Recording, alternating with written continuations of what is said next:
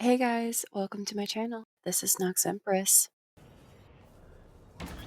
Hey guys, welcome back to Remnant 2. So I'm going to do a little bit of a refresher on what we ran into last episode. We ended up finding another boss, sadly, and I attempted to fight him a few different times. I think I fought him 5 times in total, and I died 4 of those 5 times before I finally beat him, and we were able to move on. I'm going to show all 4 deaths, and then on the 5th attempt, I will show you the boss's steps and how I went through it, although it's a little bit of a mess, and I did almost die again. I hope you guys enjoy though. Also, on each try, I think it took roughly 3-ish minutes before I ended up dying. Every single time, which kind of sucks, but obviously I made it through it. One thing that I really had to pay attention to, though, during this boss in particular is he really likes making light shows, and I need to avoid getting in the light shows because they're very painful and will cause death.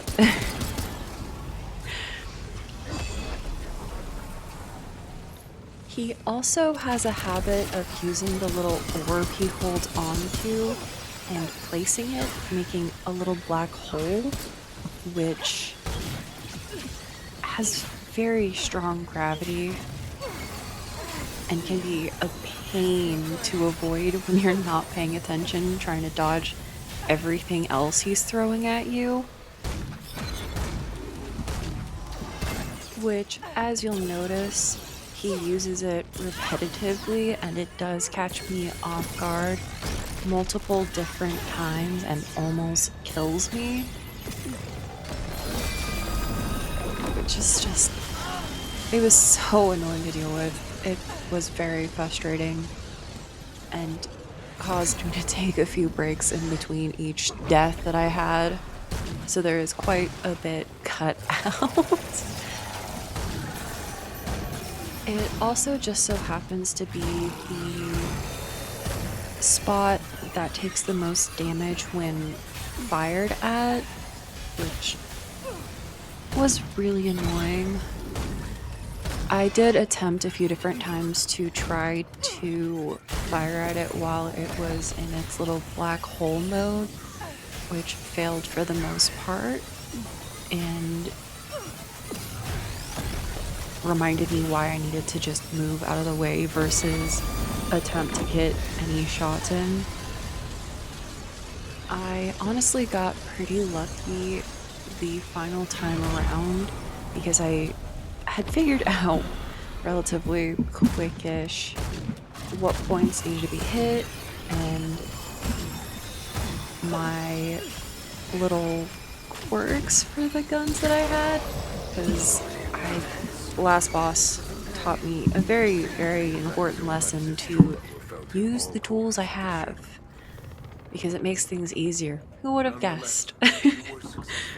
But it definitely made this boss a lot easier to work through, especially since they were so close together, which is one of the only nice things about the back-to-back bosses, which I think I did to myself, I'll be honest, since I have a habit of exploring all side quests before the main ones.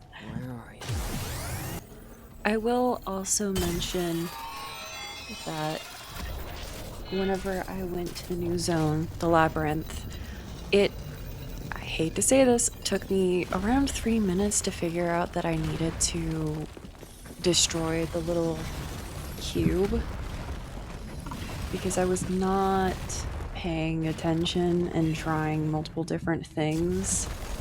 So that was a lesson learned really quickly. And the funny part is, I've been playing Remnant 2 with some friends, and they happened to be in the Labyrinth as well, so you'd think I would have known better, but no. I did not, in fact, know better. But that's okay, because I've had an easier time interacting with the enemies, although I still ran into a ton of issues while fighting the enemies. Because as much as I spent helping my friends out, apparently I was not paying enough attention to how they worked, which definitely caused a lot of hiccups. And only if I was paying a little bit more attention, I wouldn't have been jump scared as many times as I was by these enemies. But that's okay. It's entertaining, I suppose. I also learned very quickly that they come from the sky, and sometimes they come out of the ground, which is very fun for surprise attacks. I also had a terrible time dealing whatever this little orb thing is, which could conceal its core and just fly around everywhere, because I got really good at figuring out where the previous enemies were, and eventually I'll get better at figuring out where these enemies are when they're not hidden. But for now, I got spooked. I will mention that I like these enemies quite a bit because they're... I don't know what the word is right now, but the point where they take the most damage is very easy to see and very easy to find and aim at, which has made dealing with them so much easier and just nicer overall because of the weak points being so painfully obvious versus on some of the other monsters where I've had issues finding the weak spots. And it's kind of just throw stuff around and see what hits the hardest, I guess. Something that I also enjoy a ton about this area is the way the bridges kind of piece themselves together to make the pathway. That is so cool, and I love the animation for it too. It's just so nice to look at. And the portals, the way you go through the portals and whenever you look through them, looks amazing as well. Just so well done. I may have to make myself a little 3D model of the portal and paint it. That might be really cool. Ooh, I'll have to find that.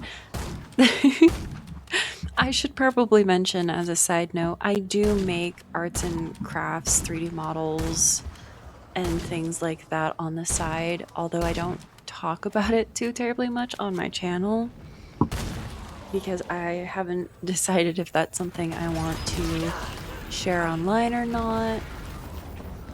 I feel like I should also mention that this upcoming little section area, I don't know what it is, caused me a few different hiccups and will end up causing me to take a break after because I kept having enemies just getting thrown at me left and right, and the platform was not big enough for me to dodge in the way I wanted to and normally tend to, which you guys will understand why I say that specifically soon.